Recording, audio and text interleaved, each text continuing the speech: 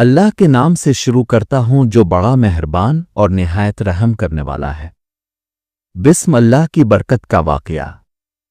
کہا جاتا ہے کہ کسی علاقے میں قحط سالی پیدا ہو گئی۔ اس قحط سالی کی لپیٹ میں نہ صرف انسان بلکہ چرند و پرند سب اس کا شکار ہو گئے۔ مویشی مالکان بے حد پریشان تھے۔ اس دوران ایک مسجد کے مولوی نے جمعہ کے خطبے میں نہایت یقین کے ساتھ یہ بات بتائی کہ اللہ کا نام لے کر یعنی بسم اللہ پڑھ کر دریا کو حکم دیا جائے تو وہ بھی نافرمانی نہیں کرتا۔ خطبہ سننے والوں میں ایک چرواہا بھی موجود تھا۔ مولوی کی یہ بات اس کے دل میں اتر گئی اور اس بات پر اس کا یقین کامل ہو گیا۔ اس نے واپس آ کر اپنی بکریاں کھولیں اور سیدھا دریا پر چلا گیا۔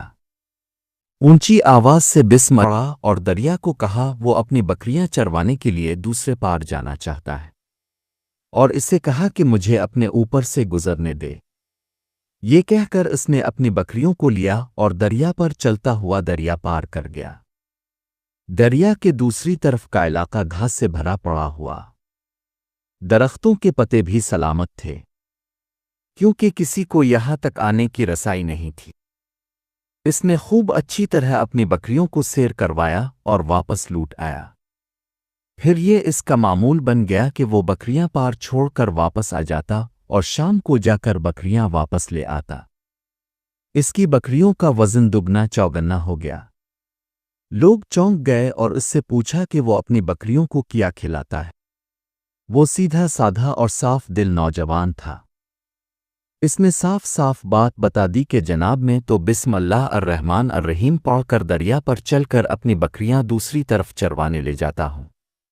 یہ بات سب نے سنی مگر کسی نے اس چرواہے کی بات پر یقین نہیں کیا کیونکہ یہ ناقابل یقین بات تھی۔ مگر بات ہوتے ہوتے مولوی صاحب کے پاس پہنچ گئی۔ مولوی صاحب نے اس چرواہے کو بلایا اور سارا ماجرا پوچھا۔ اس چرواہے نے مولوی صاحب کو ہی حوالہ بنا لیا کہ مولوی صاحب میں تو آپ کا شکریہ ادا کرنے والا تھا۔ اپنے جمعہ کے خطبے میں جو نسخہ بتایا تھا کہ بسم اللہ کہہ کر دریا کو بھی حکم دو تو وہ بھی انکار نہیں کرتا، تو میں تو بس اب کے نسخے پر ہی عمل کر رہا ہوں۔ مولوی صاحب حیرت سے اس کے چہرے کو دیکھتے رہے۔ مولوی صاحب نے کہا بھائی صاحب، ایسی باتیں تو ہم ہر جمعہ میں کرتے ہیں، فقط ان کا مقصد لوگوں کا ایمان بنانا ہوتا ہے۔ مگر بکریوں والا ڈٹا رہا کہ میں تو بس بسم اللہ کہہ کر پانی پر چلتا ہوں اور بکریوں سمیت پانی پار چلا جاتا ہوں۔ آخر کار مولوی صاحب نے صبح خود یہ تجربہ کرنے کی ٹھانی، جسے دیکھنے چرواہے سمیت پورا علاقہ بھی آ گیا۔ مجمع زیادہ تھا۔ مولوی صاحب نے ایک دو بار سوچا کہ انکار کر دوں کہ کہیں ڈوب نہ جاؤں، مگر وہ جو مولوی صاحب کو کندھے پر اٹھا کر لائے تھے اب بھی جوش و خروش سے اللہ اکبر کے نعرے لگا رہے تھے اور مولوی صاحب کے حق میں تعریفیں کر رہے تھے۔ آخر کار مولوی صاحب نے اپنے ڈر کو دور کرنے کے لیے ایک رسہ منگوایا۔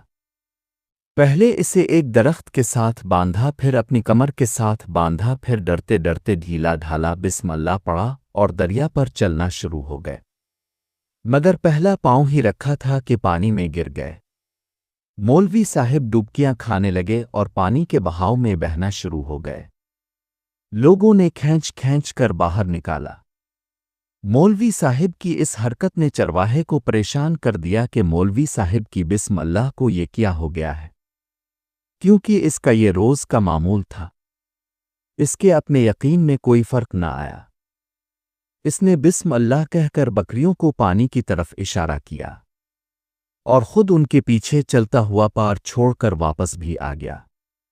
لوگ اسے ولی اللہ سمجھ رہے تھے اور اس کے حق میں نعرے لگا رہے تھے، مگر وہ سب سے بے نیاز سیدھا سادہ انسان تھا۔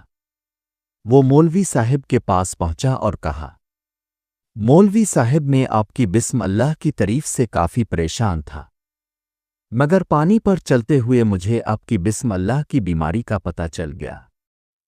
اس چرواہے نے درخت سے بندھی رسی کی طرف اشارہ کیا اور کہا مولوی صاحب یہ ہے، آپ کی بسم اللہ کی برکت کو یہ رسہ کھا گیا۔ آپ کو اللہ اور بسم اللہ سے زیادہ اس رسے پر بھروسہ تھا، لہذا اللہ نے بھی آپ کو رسی کے حوالے کر دیا۔ پھر کہنے لگا، مولوی صاحب اب بھی کمال کرتے ہو، میں نے آپ کے منہ سے سنا اور یقین کر لیا، اور میرے اللہ نے میرے یقین کی لاج رکھ لی، مگر اپنے اللہ کا کلام سنا مگر یقین نہیں کیا، لہذا آپ کو اللہ نے رسوا کر دیا۔